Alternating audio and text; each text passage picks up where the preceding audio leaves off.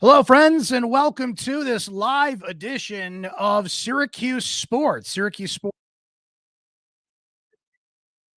as the Syracuse men's lacrosse team has seen its season end right here on this field at Gillette Stadium in Foxborough, Massachusetts. The Orange fall to Maryland.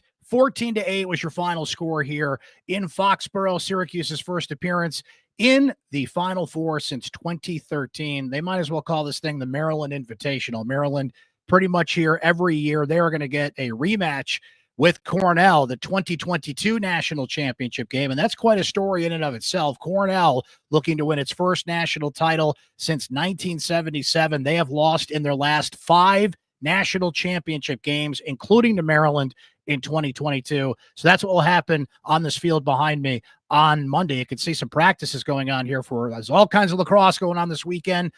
Division I men's lacrosse, Division I women's lacrosse, D2, D3. It's just been a weekend of lacrosse here in Eastern Massachusetts. Unfortunately, Syracuse will not be playing anymore. Their season ends at 13-6. It ends in the Final Four, and there is something to be said about that, and there's something to be said about the progress under Gary Gait as head coach. But boy, did Syracuse get a masterclass in how to win in the semifinal, how to win in this tournament. Gary Gait said it himself when he came to the postgame press conference. This is a team that played like they haven't been in the Final Four in 12 years against a team that's here pretty much every year. And that is exactly what we saw. 14-8 was the final here.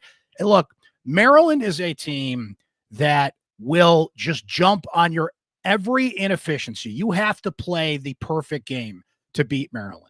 Maryland is a team that thrives on your mistakes. Maryland is a team that will jump on you when you make bad decisions. And it's almost like they compound those bad decisions. And the thing with Maryland is they are fine with playing almost the modern version of stall ball. Now, you Syracuse lacrosse fans out there will remember the 2011 quarterfinal, which is, by the way, when a now 8-game winning streak that Maryland has over Syracuse began. 6-5, Maryland beats Syracuse in overtime in one of the most dreadful lacrosse games that the world has ever seen. It fast-tracked the return of the shot clock to the sport because it was not the fastest game on 2 feet. It was ridiculous what Maryland was doing, just throwing the ball around the perimeter and not even attempting to make a shot. So they did rectify that problem. But Maryland is so good at adjusting, adapting, and still being able to play that methodical style, even in the modern game.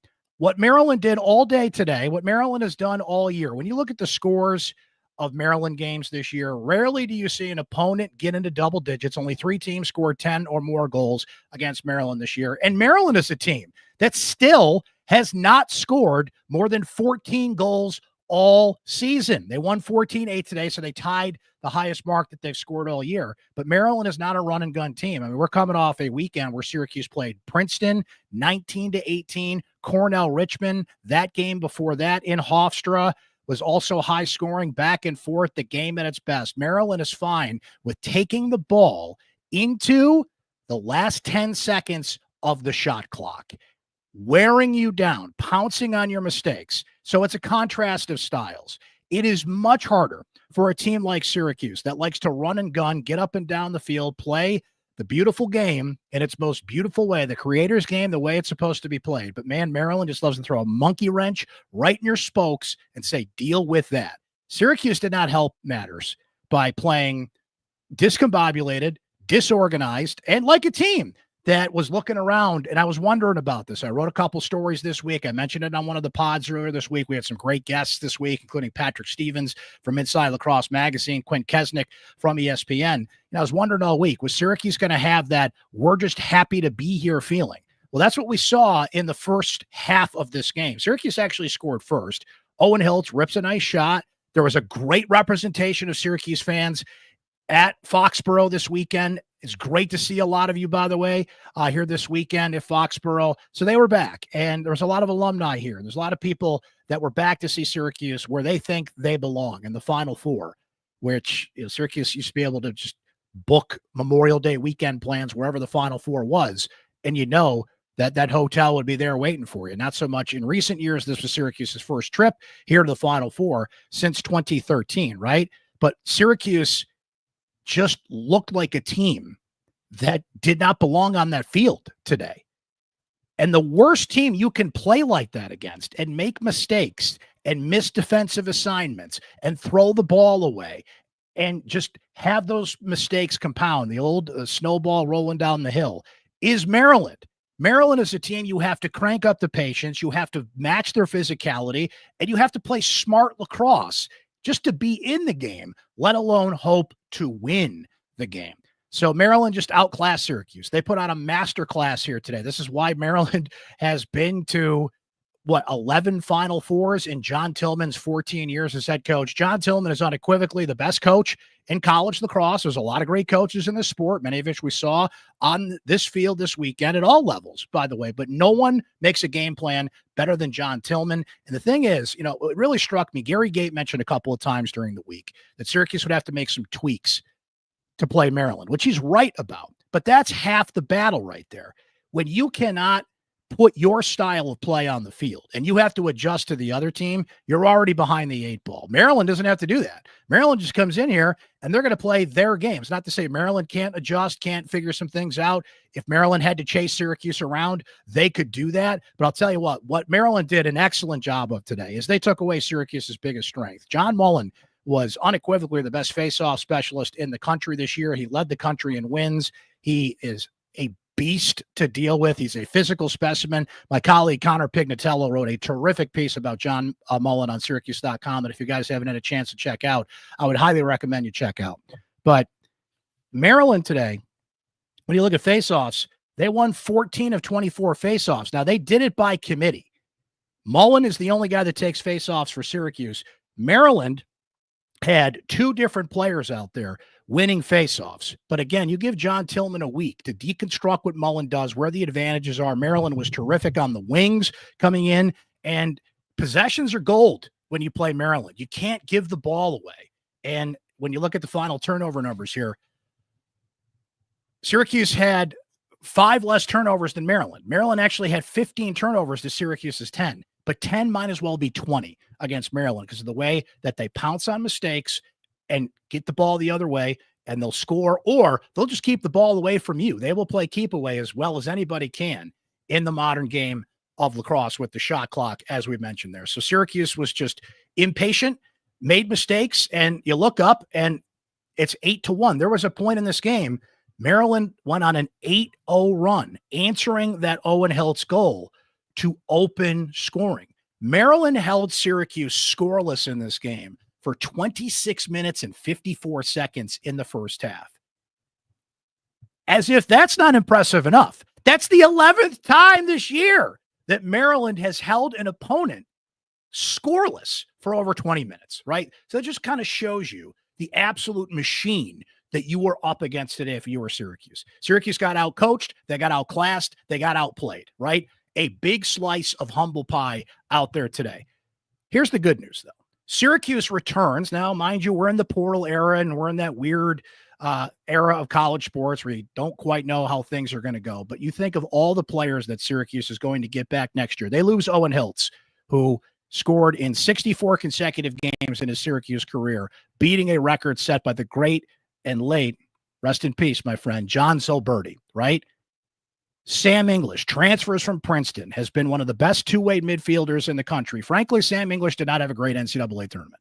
He did not deliver the way that Syracuse needed him to in this tournament, but he certainly delivered for Syracuse lacrosse overall in his 3 years with the program, right? So you lose Nick Kakamo, you lose some other seniors, right? But to bring back Joey Spallina and Finn Thompson and Luke Roa and Michael Leo and go through the names, most of this defense that will be back, go through all the names, right? You're, again, mind you, we're in the portal era. We'll see what happens here, but juniors become seniors, right? And what we have seen under Gary Gait is a steady progression. Gait takes over in 2022. John Desko, of course, steps down in 2021. The end of the Desko era comes. Gait comes in, and now you've got a bunch of players recruited by another coach. Mind you, Gary Gait was across the hall as the women's lacrosse coach. It's not like he came far away, but it's still a different style. It's still a different philosophy. And that first year, Syracuse has a losing season, one of their first losing seasons in decades. The next year, 2023, Syracuse goes 8-7 and barely missed the tournament that year. Last year, Syracuse loses to Denver in the quarterfinals. And right there, Michael Leo in particular, several players just vow, we will not lose in this game again. And they did not lose in that game again because they went to Hofstra last weekend and beat Princeton in one of the greatest lacrosse games I've ever seen, 1918. But see, that's the difference. What we have seen in the last 2 weeks, guys, is Syracuse at its best. When Syracuse can play the game, go up and down the field, and not have to think, they are at their best. It helps when John Mullen is just giving you possession after possession after possession. What Syracuse has failed to do, and this coaching staff was thoroughly outcoached today by John Tillman and company. I didn't see Gary Gait talk to the team, I think, once the entire game. Now, Gary's a hands-off coach. He lets John O'Derner run his defense. He lets Pat March run his offense. That's fine. He trusts his coaches to do that. He's not the only coach in the world to do that. But listen, when you're down 7-2, 8-1, there's that camera shot of Gary with his hands on his head on ESPN2. You need more from your head coach there. Now, I'm not asking Gary Gait to be something he's not, but that shows you that hands-off approach can come back and bite you, because that is certainly not what John Tillman has, right? I didn't expect Syracuse to out-coach Maryland today, but I did not expect Syracuse to get that thoroughly out-coached. John O'Derner, I think he's a terrific defensive coach. I think he's going to be a head coach again very soon in this sport, but he's stuck with that zone defense way too long. We're going to go to some Syracuse Sports Insiders who had some comments about this game, and there's a terrific comment that we'll get to about how you can't play Maryland's game to beat Maryland. You have to deal with Maryland. You have to be patient with Maryland, but you cannot fight fire with fire to beat Maryland. And Syracuse tried to do that. They packed in the offensive zone. They played zone. It just did not work, right? So what Syracuse fails at and needs to be better at next year is plan B, is plan C. What happens when you can't be Syracuse? When Joey Spallina gets shut down. Spallina had 8 points last week against Princeton because that's a game that Spallina thrives on. The offense is moving. The ball is spinning. He can beat his man. 4 goals, 4 assists.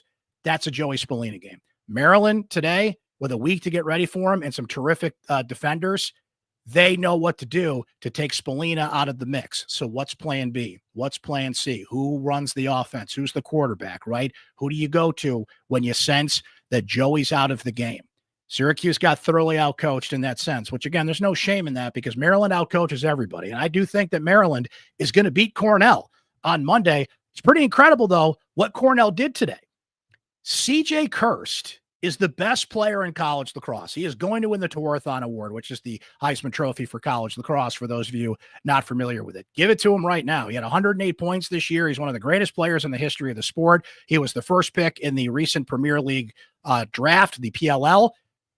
He did not score a point today for Cornell. Ryan Goldstein, who has been one of the best attackmen in the country. He's a water bug on that crease. He is one of the toughest players to stop in the country. Well, Jeff Tambroni, shout out to my guy, Jeff Tambroni, West Genesee alum, who's the coach at Penn State. They shut down Ryan Goldstein. Cornell just goes to the next guy.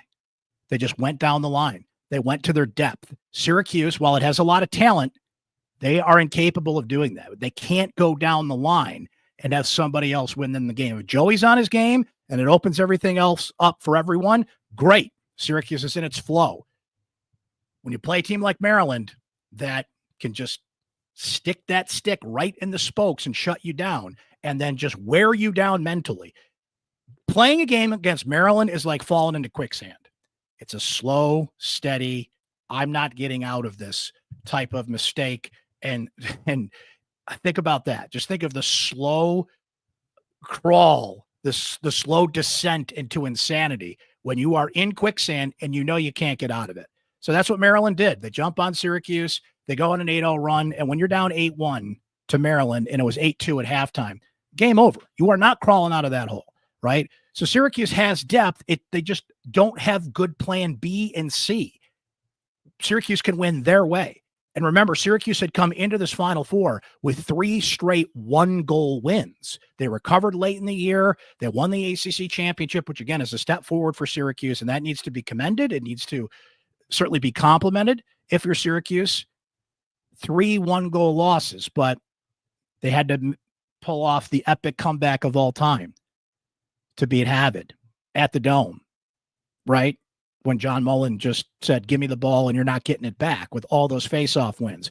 The Princeton game, epic game. Lacrosse at its best, back and forth. Whoever's got the ball last kind of game is going to win. 1918, you survive in advance. That's the NCAA tournament. Well, at some point, you're going to get into a matchup where you can't just go out there and freewheel it. You can't just go out there. And I love Syracuse has some flair, has some style, right? They'll go behind the back. They will go between the legs. It's a fun game. And I like that Syracuse does that. I just think they've got to do a little soul searching here, because if Gary Gait in this program is going to continue the ascent they have been on, because what's the next step now? You go from losing season to just missing the tournament to the quarterfinal to the Final Four. Do you want the next step to be just to make it to Memorial Day next year, or do you want the next step to be to win your 12th championship, a championship that Syracuse has not won since 2009 on this very field, by the way, when they beat Cornell? So that's the takeaway here. I think we knew that Maryland was going to play that way. I think we knew that Maryland was going to outcoach Syracuse, out-strategize Syracuse, and it's so tough to adjust to them. But Syracuse did not put anywhere near close to their best effort in order to beat a team like that. I was talking with my friend Patrick Stevens, who was a guest on the pod earlier this week from USA Lacrosse Magazine. I thought he made one of the best points of all. If you're Syracuse, you want to play Maryland on Monday. You want to play Maryland on a short turnaround, right? Because then you might be able to kind of sneak something in there with just a day preparation that they're not ready for, which I think Cornell is licking their chops to do. I think we're going to see a hell of a game here Monday. I think Cornell is going to adjust much better. They have the offensive firepower. We'll see how their goalie Will Nuss does. He's been up and down throughout the tournament. And I do think Maryland is going to win. I think they're going to win their second championship in the last 4 years. Maryland won in 2022. Notre Dame won back-to-back titles, including they smoked Maryland last year. Notre Dame, go look at that film. What did they do to crunch Maryland in the tournament last year in Philadelphia? But I think Maryland's going to win another title here on Monday. But Cornell, there's just a difference there. But when you get them on a short turnaround, honestly, it's a lot easier to prepare for Maryland. And I don't want to say anything's easy when you prepare for Maryland, but you only got 24 hours or so. That's a little easier than when you give John Tillman a week to break a team down. And that's what he did today. So kudos to Maryland. They broke down Syracuse. But look, Syracuse can't make that next step until they got back here, until they tasted it, they knew it, and now they know what the journey's like. And something that Gary Gait said in postgame, we got plenty more coverage coming on syracuse.com. You guys will see these comments. But Gary said, they vowed not to lose in the quarterfinals again. Now we have to put more effort, more work, and even more dedication into that same vow to win the championship, not to play on Memorial Day, to win on Memorial Day. But man, with all this parity in this sport, there's two teams that shine above, and they're playing for the national title on Monday, the 1 and the 2 seed, Cornell and Maryland. So Syracuse is, it's funny because John Tillman came into his press conference and he said, I don't know if you guys know this, but Syracuse is back. Not quite, John. Getting to the Final Four is a big accomplishment. It's a huge monkey off this team's back. They broke the drought. When you haven't been there for 12 years, and it used to be something that you could count on, like setting your watch, Syracuse, Memorial Day, bing, 28 Final Fours, right? You haven't been there for 12 years. And you get back there, that's an accomplishment. You can hang a banner for that.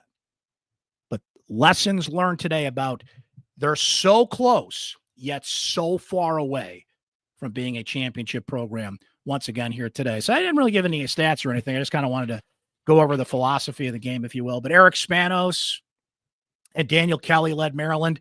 Spanos had 4 goals. Kelly had 2. Leo and Finn Thompson had 2 goals for Syracuse. Jimmy McCool, I'll give him credit. That score could have been a lot worse in the first half, guys, if Jimmy McCool didn't make 10 saves. He was making saves early in the game. He had 5 saves, I believe, in the first. I think it's actually 6 saves in the first quarter. Okay, stifle in Maryland. You're shutting them down on those possessions, but you can't throw the ball away. You can't turn the ball over. You can't look discombobulated on offense when you get it back on the other end. Even McCool made a big mistake at one point where he just kept going up the field on a clear until he was well into Maryland territory, and nobody was breaking open for him. Nobody was helping him clear. You can't have your goaltender against Maryland all the way down the field. You can't just hand Maryland a turnover like that. But that's what happened today. But it was a hell of a run. It was a hell of a season. Syracuse started 3-0, and they outscored their first three opponents 55-17. They lose to this Maryland team, who they've lost to 8 times in a row now. Then they lose to Harvard at the Dome in a shocking loss. Syracuse rattles 6 wins in a row after that. They lose 3 in a row at the end of the year. Win the ACC tournament, get in the tournament, and as we mentioned, 3 one-goal wins going back to their ACC championship win, 2 NCAA tournament wins, and then it all came to a crashing halt here today. So, look, anytime you can end the year in an NFL stadium in the Final Four, I think you can call that year a success. But there's a little twinge here. When you lose the way that you did to Maryland, and there was a lesson of just how far away you are from winning a championship. And frankly, I think that's going to be the driving force for this program in the offseason. Remember, the portal is open now for Syracuse as well. Can they add talent, something that Maryland has been very good at in recent years? And Syracuse has to keep the momentum up. But, man, they have so many players coming back. Jimmy McCool, I should note, a name I didn't mention earlier, and Riley Figueres and Billy Dwan, and it goes on. And again, barring they don't go on the portal, weird things don't happen. But I think given the bond that this unit has built this year, they've been very close. You could see that on this team. Certainly, I think they're going to make a pledge to all be back. And if you got 22 back, I know Joey didn't have his best game today. He ran into it today against the defense that key on him. Joey became just the 4th player in Syracuse history to have 90 points in a season. So I know Joey Spallina didn't have a great game today on the biggest stage when you needed him. But some of that Joey Spallina hate out there has been some of the most ridiculous online discourse I've ever seen. I want Joey Spallina on my team. I'll take him. John Tillman saying the same thing today. He's one of the 5 best players in the sport. Before we exit stage left, though, I wanted to highlight some comments from our Syracuse Sports Insiders. You see it there on your screen if you're watching on YouTube. Being a Syracuse Sports Insider, come on, baby. Come on in. The water's warm. It means you get to text message me anytime. You get direct text message access to me during games. I was texting with our insiders throughout the Final Four matchup today against Maryland. You can text me anytime. Just want to shoot the breeze, talk SU sports, do it. When I have breaking news, our insiders get it first. Inside analysis, opinion, photos, and so much more that are exclusive to our Syracuse Sports Insiders. And another thing exclusive to our insiders, only they get their voice heard on this podcast. So let's get it going with Brian A., who says, getting to the Final Four is a good look.